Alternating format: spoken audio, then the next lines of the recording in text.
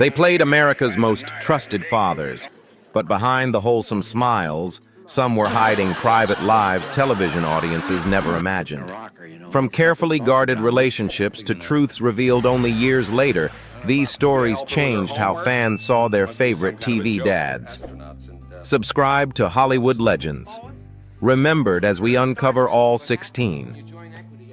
Robert Reed.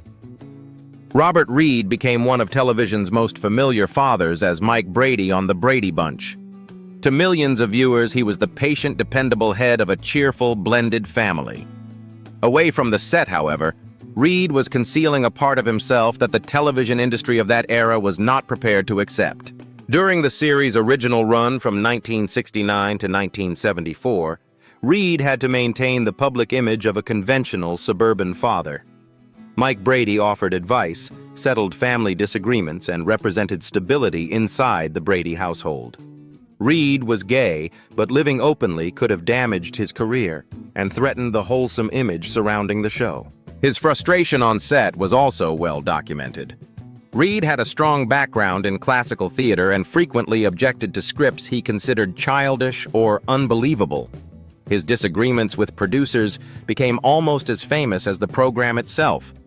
Yet beneath those creative battles was another difficult reality. He was portraying an idealized version of American fatherhood while keeping his own private life carefully hidden.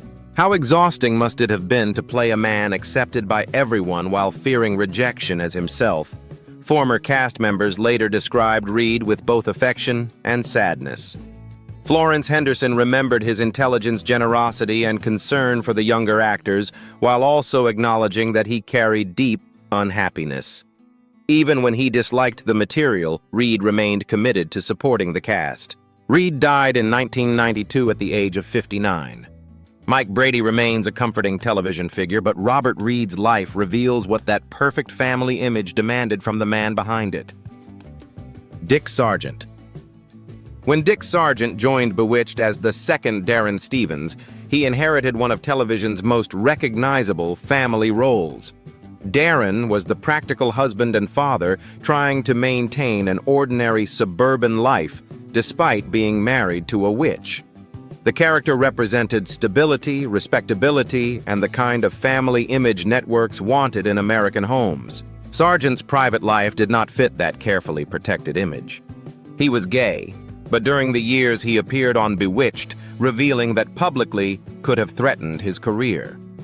Television actors were expected to preserve the illusion created by their characters, especially when they played husbands and fathers. For Sargent, remaining silent was not simply a personal choice. It was a way to keep working. That silence came with pressure. He had already experienced an uneven career before replacing Dick York in 1969, and joining a successful series gave him greater visibility, but also more to lose. Audiences were supposed to see Darren as the typical American husband, not question anything about the actor behind him. What happens when an actor's most famous role depends on the public believing he is someone he can never openly be? After Bewitched ended, Sargent continued appearing in films and television, though no later role matched Darren's popularity. In 1991, he publicly came out and began speaking more openly in support of gay rights. His decision carried special weight because it came after decades inside an industry that had rewarded concealment. Dick Sargent died in 1994 at 64. His life was not defined by scandal, but by the long delay between being known by millions and being able to speak honestly about himself. Paul Lynde. Paul Lynde became famous for his cutting one-liners, nasal delivery, and perfectly timed reactions on Hollywood Squares and Bewitched. When television gave him The Paul Lynde Show in 1972, however, producers placed his unmistakable personality inside a conventional sitcom structure. He played Paul Sims, a married suburban father expected to manage his household like any other television dad. That role created an obvious contradiction. Lynde was generally known within entertainment circles to be gay, but he never publicly identified himself that way during his lifetime. At the time, an open declaration could have cost him roles and made networks unwilling to build programs around him. His sexuality therefore remained unspoken, even while his comic mannerisms allowed audiences to recognize something that television refused to acknowledge directly. On The Paul Lynde Show, the domestic storylines were often less memorable than Lynde's irritation, sarcastic remarks, and reactions to the people around him. He was being presented as a traditional husband and father, yet the performance frequently seemed to expose how unnatural that carefully manufactured image was for him. What does fame mean when audiences recognize part of the truth but the performer is never allowed to say it? Accounts of Lynde's private years describe a man who struggled with alcohol, anger, and loneliness. Hollywood welcomed the humor and personality that made him different, but it offered far less acceptance for the person behind them. Paul Lynde died in 1982 at 55. Television allowed him to be bold, eccentric, and instantly recognizable while keeping the most personal part of his identity outside the official story. Will Geer. Long before audiences knew Will Geer as Grandpa Zeb Walton, he had already spent decades moving between theater, political activism, and causes that could end an actor's career. On The Waltons, however, viewers saw only the warm family elder, an affectionate grandfather whose humor and experience helped hold the Mountain household together. Geer's life outside the series was far less conventional. He married actress Herta Ware, and they raised a family. But during the 1930s, he also had a documented relationship with Harry Hay, who later helped establish the Mattachine Society, one of America's earliest gay rights organizations. It was a chapter of Geer's life that family television in the 1970s was unlikely to discuss. His political beliefs caused even greater professional consequences. During the anti-communist investigations of the 1950s, Geer refused to cooperate with the House Un-American Activities Committee and was blacklisted. Film and television opportunities largely disappeared, forcing him back towards stage work and independent artistic communities.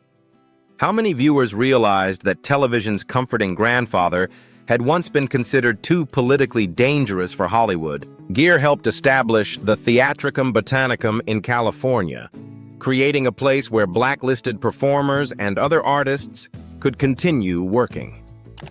His screen career eventually recovered, and in 1972 he joined The Waltons. The role earned him an Emmy and made him beloved by a generation that knew little about the struggles behind his gentle performance. Will Geer died in 1978 at 76. Grandpa Walton represented tradition and stability, but the actor behind him had survived. Blacklisting challenged authority and lived a personal life far more complex than the series ever revealed. Raymond Burr. Television audiences trusted Raymond Burr because he rarely appeared uncertain. As defense attorney Perry Mason and later wheelchair-using police chief Robert Ironside, he projected intelligence, discipline, and moral authority. Although neither character was a conventional sitcom, Father Burr became a reassuring paternal figure to millions of viewers. That dependable public image concealed a private life the entertainment industry would not have welcomed openly. Burr was gay during an era when disclosure could destroy an actor's career, especially one built around strength and respectability. Studios, publicists, and interviewers therefore presented him as a private heterosexual man shaped by personal tragedy. Burr sometimes claimed that he had been married and that both his wife and young son had died. These stories encouraged the public to interpret his solitude as grief. Later investigations and biographies found little reliable evidence supporting much of this history, suggesting that important details had been invented, combined, or substantially changed. Was he deliberately deceiving his audience, or constructing the protection required to remain a television star? The most stable relationship of Burr's adult life was with actor and producer Robert Benavides. They met in the early 1960s and remained together for roughly 3 decades, sharing Holmes' business interests, and a private life largely kept beyond public discussion. Benavides was often described cautiously as Burr's friend, associate, or business partner, rather than as the person closest to him. Raymond Burr died from cancer in 1993 at 76. Robert Benavides was beside him during his final illness and later worked to preserve Burr's legacy. The actor, famous for questioning witnesses and uncovering hidden facts, had spent much of his own career protecting a carefully constructed public history. Richard Deacon. Richard Deacon played Fred Rutherford on Leave It to Beaver. He was the polished, strict, status-conscious father of Lumpy Rutherford, the kind of man classic television used to represent suburban respectability. That image fit the 1950s perfectly. Fred Rutherford cared about appearances, social standing, manners, and the right way to behave. Deacon knew how to play that type with sharp comic control. He made stiffness funny without turning the character into a joke. Later, as Mel Cooley on The Dick Van Dyke Show, he became even more familiar as the nervous, buttoned-up office man trying to keep his dignity intact. But Deacon's own life had to remain far more guarded. He was gay in an era when television actors were expected to look safe to sponsors, networks, and American families. A performer could be funny, talented, and in demand, but if his private life became too visible, the work could disappear. For Deacon, privacy was not just a preference, it was protection. How many classic TV actors were accepted only because the truth stayed off camera? There was no public coming out moment, no dramatic confession, and no scandal that explained everything. That silence is the point. Deacon built a steady career while living within limits that straight actors did not have to think about. He could play fathers, bosses, neighbors, and respectable men, but the real man behind those roles had to stay carefully out of reach. Richard Deacon died in 1984 at 62. His story shows the quiet cost of classic television's clean image. A gay actor could become part of America's family viewing as long as America never had to know him completely. Roger C. Carmel. Roger C. Carmel played Roger Buell on The Mothers-in-Law. He was cast as a married television writer, a husband and a father inside one of the broad family sitcoms of the late 1960s. That role placed him inside the kind of domestic image television liked to sell a wife, a home, family arguments and problems that could be solved before the credits rolled. Carmel had a large presence, a sharp voice, and the timing of a performer who had worked on stage before television made him familiar. He also became known to science fiction fans as Harry Mudd on Star Trek, but The Mothers-in-Law gave him the clearest link to the TV family world. Behind that screen image later, accounts identify Carmel as a gay man working in a period when openness could damage or end a career. He was not presented to audiences as a gay performer.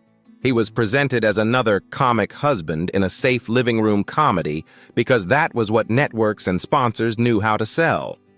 How many men on classic television were allowed to be funny, but not fully honest? Carmel left The Mothers-in-Law after its first season officially over a contract and salary dispute, and Richard Deacon replaced him in the same role.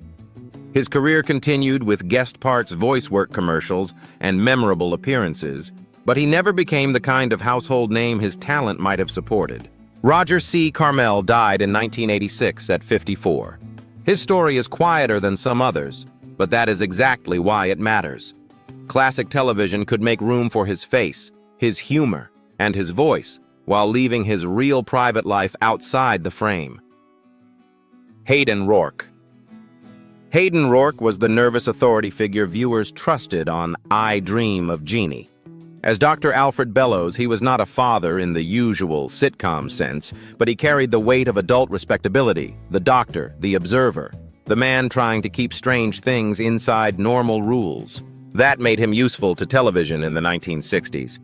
Rorke looked polished, educated, and safe. He could walk into a scene, raise an eyebrow, and make chaos feel like something that needed a professional explanation. Audiences laughed because Dr. Bellows was always close to the truth, but never allowed to fully understand it. Rorke's private life had its own silence.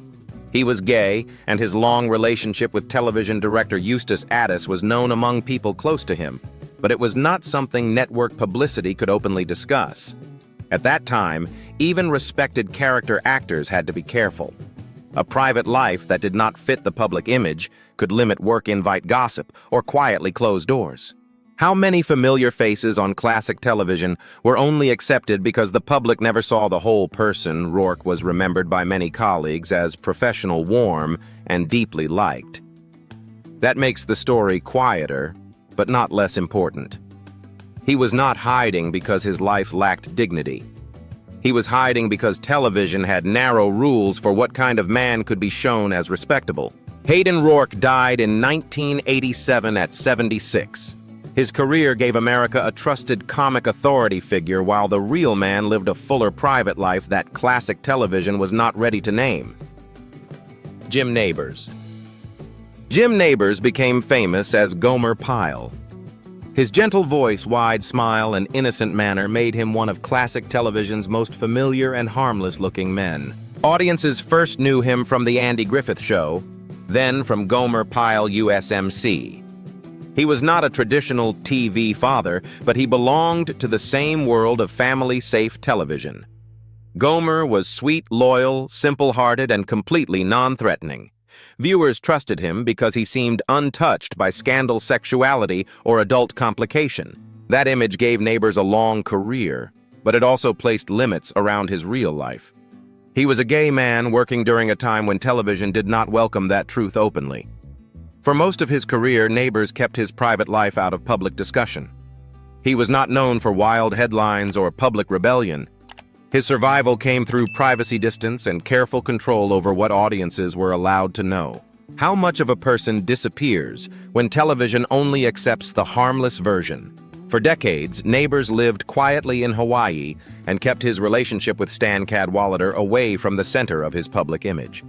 They were together for many years before marrying in 2013, after same-sex marriage became legal in Washington state.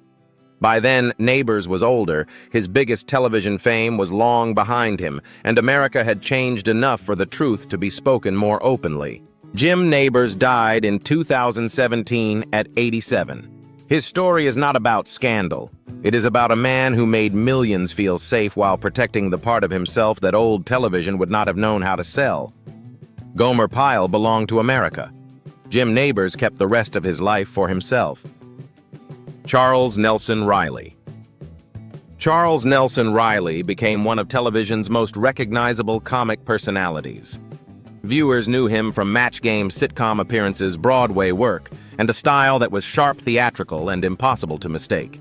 He was not a traditional TV father like Mike Brady or Darren Stevens, but he belonged to the same family-safe television world where audiences invited familiar faces into their homes every week.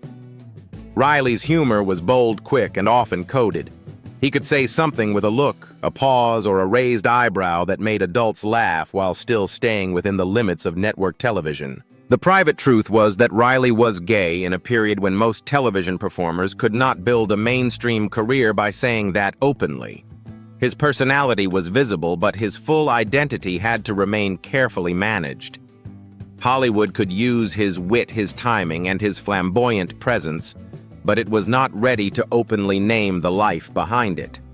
How strange is it to be famous for being yourself while still being told not to say who you are? That tension followed many performers of his generation. Reilly was allowed to be funny, eccentric, and beloved as long as the audience could treat it as entertainment rather than truth. He later spoke more openly about his life and career, especially through his stage work where he could control the story in his own voice. Charles Nelson Reilly died in 2007 at 76. His place in this title is not as a sitcom father, but as a classic television figure who survived by turning coded truth into performance. America laughed with him for years, while the fuller version of the man stayed mostly off-screen. Earle Hyman. Earle Hyman was Russell Huxtable on The Cosby Show. To millions of viewers, he was the warm grandfather figure object, who brought history, humor, and dignity into the Huxtable family home. That image made him familiar late in life, but Hyman's career had begun long before television made him known to mainstream audiences. He was a serious stage actor deeply connected to Shakespeare and Ibsen, and he spent much of his life moving between American theater and Norway. He had presence, discipline, and a voice that could make even a small scene feel important. The private story stayed quieter. After his death, materials connected to the Earle Hyman collection showed that Hyman had lived for decades with Rolf Sirnes, a Norwegian seaman. In personal correspondence, Hyman described Sirnes as his partner. That kind of truth was not something American television of his era would have known how to present honestly, especially for a black actor working across stage and screen. How many viewers saw the loving TV elder without knowing the love he protected off-screen? Hyman did not build his public life around scandal. He built it around work. He acted, traveled, learned languages, performed in Norway, voiced Panthro on Thundercats, and later earned an Emmy nomination for The Cosby Show. But while audiences accepted him as a beloved family figure, the fuller truth of his own home life remained largely outside public conversation. Earle Hyman died in 2017 at 91. His story is not about deception. It is about a man who gave television warmth and authority while keeping a long private partnership safe from an industry that would not have protected it for him. Maurice Evans. Maurice Evans entered American living rooms as Samantha Stevens' father on Bewitched. He was not the central dad of the show, but he carried the presence of a family patriarch, proud, theatrical, difficult to impress, and always certain that his daughter had married beneath her magical station. By the time television audiences knew him, Evans already had a long and serious career behind him. He was a respected Shakespearean actor known for bringing classical theater to Broadway and American television. Later, he became familiar to movie audiences as Dr. Zaius in Planet of the Apes. His public image was elegant, educated, and carefully controlled. The private story was much quieter. Evans never married, and he belonged to a generation of actors who understood the value of silence. Later, LGBTQ histories and personal recollections have identified him as gay. But this was not something he discussed publicly in the era when he was working. For an actor tied to prestige theater and family television, openness could have narrowed the roles he was offered and changed how audiences were allowed to see him. How many respected men on classic television stayed safe by letting the public know only the performance Evans's life did not unfold as a tabloid scandal? That is exactly what makes it important. He kept working, kept his dignity, and let the roles speak louder than the private life he guarded. On Bewitched, he could be the grand, disapproving father figure. Off-screen, the fuller man remained outside the story television was willing to tell. Maurice Evans died in 1989 at 87. His legacy is not only the roles he played, but the restraint required to survive in an industry that accepted his talent more easily than his truth. Rock Hudson. Rock Hudson became a television favorite on McMillan and Wife after decades as Hollywood's ideal romantic leading man. He was not a sitcom father, but he carried the same kind of safe, masculine image television liked: handsome, controlled, respectable, and easy for American audiences to trust. That image was built on silence. Hudson was gay in an era when a major star could not live openly without risking everything. In the 1950s, studios sold him as the perfect man for women to desire: tall, gentle, clean-cut, and ready for marriage. His 1955 marriage to Phyllis Gates helped protect that public version of him, though later accounts have debated how much Gates understood and how much the marriage was shaped by pressure around his career. The truth stayed private because the industry required it. Agents, publicists, studios, and magazines all helped maintain a version of Hudson that could be printed, safely. Audiences saw romance. Behind the image was a man forced to separate love from survival. How lonely does fame become when the world loves the version of you that is not fully true? Hudson kept working for years, moving from film into television without letting the public see much of his private life. Then, in 1985, his AIDS diagnosis became public. The announcement shocked America and changed the way many people understood the disease. For the first time, one of Hollywood's most familiar leading men became connected to a crisis many had tried to ignore. Rock Hudson died later that year at 59. His story is painful because he did not hide out of shame alone. He hid because Hollywood television and American culture had made honesty too dangerous for a man like him.